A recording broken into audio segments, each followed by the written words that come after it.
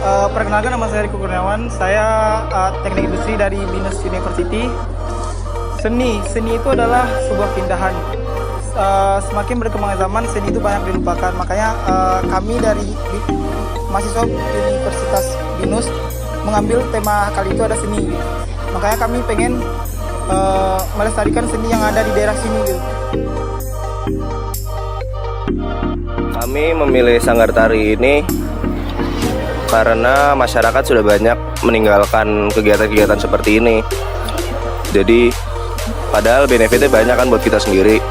Dan yang terpenting sih untuk melestarikan budaya yang udah dilupain sama kita-kita manusia milenial seperti ini. Kesan saya selama mengikuti kegiatan character building ini sebenarnya banyak banget kesan yang dapat saya ambil. Apalagi saya lebih tahu banyak kegiatan mereka sama budaya-budaya dari Minang, dari teaternya, seni tarinya, sampai bahasa-bahasanya juga. Pesan saya sih cuma lindungi lagi dan lebih cintai karya dari Indonesia sama lestarikan budaya-budaya Indonesia. Jangan ditinggalin. Terima kasih.